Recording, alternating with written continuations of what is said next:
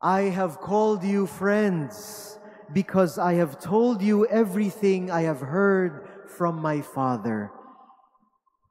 Can you look at the person beside you? Is that person a friend? What does it mean to be friends? Do we see Jesus as our friend? And what does that mean if we call Jesus a friend? Today, I'd like to share 3 realizations that I had while reflecting on the reality of friendship.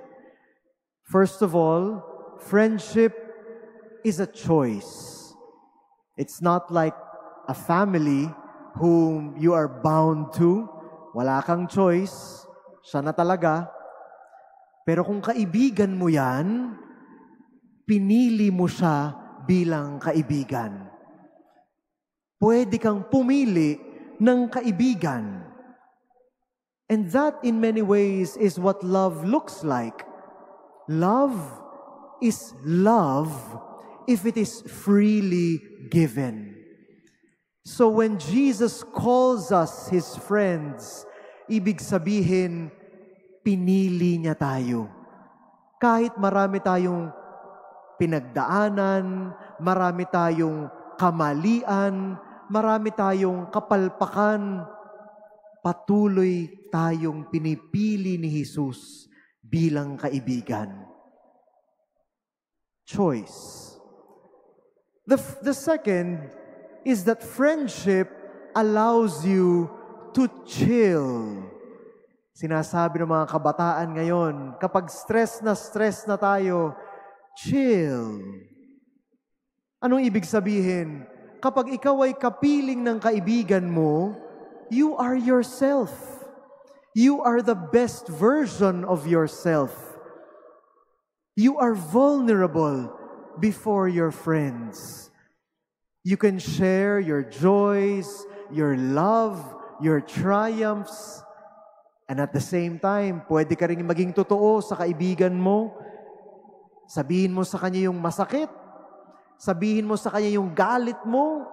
Sabihin mo sa kanya yung tampo mo. You can be chill with your friend.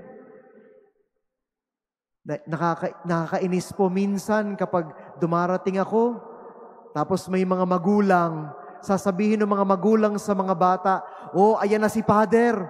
Lagot ka kay Father. Papagalitan ka ni Father." Parang kasalanan ko pa. Tuloy, it creates an image of Jesus who is strict, who is like a policeman, who will get angry with you. But no, Jesus, because He is a friend, we can be chill. Pakisabi ngayon, chill. Yan. At pangatlo, friendship inspires change. Change. Kung magbabago tayo ng buhay, sana hindi dahil natatakot tayo sa Diyos. If we want to change, we hope it is a change brought about by love. Lord, I want to change my life, not because I am afraid of you. I want to change my life, not because I fear the loss of heaven or the pains of hell.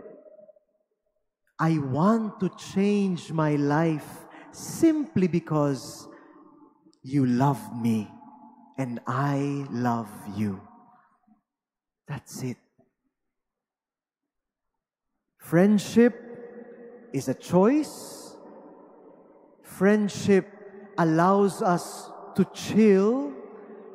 And friendship inspires change. I remember this story of a young person in our parish. She's around 13 years old. Let's call her Chris. That's not her real name. Isang araw lumapit sa akin si Chris. Sabi niya, Father, wala na po akong kaibigan. Iniwanan na po ako ng lahat. Sinaktan nila ako. Sinisiraan nila ako. Natatakot na po ako makipagkaibigan, Father. Sa loob-loob ko, gusto kong sabihin sa kanya, okay lang yan. Marami pang ibang kaibigan sa mundo. But for the mind of a 13-year-old, it all revolves around friendship. For her, her friends mean the world. So sinabi ko lang sa kanya, okay lang, I will pray for you. I can be your friend. Maya-maya, nag-chat siya sa akin. Sabi niya, Father, wala po akong magawa. Kaya ayun, kinausap ko si Lord. And then I will never forget what she said afterwards. Sabi niya, Father, sumasagot po pala si Lord. Parang tinamaan ako doon.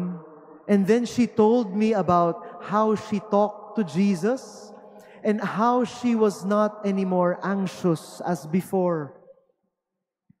Napatanong ako sa sarili ko, sumasagot ba sa akin si Lord? Kailan ako huling tumambay kasama si Lord? Kung tunay ko siyang kaibigan, paano ko nararamdaman yung yakap niya? And this is a question I want to share to all of us here. When was the last time you just wasted time with the Lord? No agenda, just because He is your friend. And so, my dear friends, let us pray today.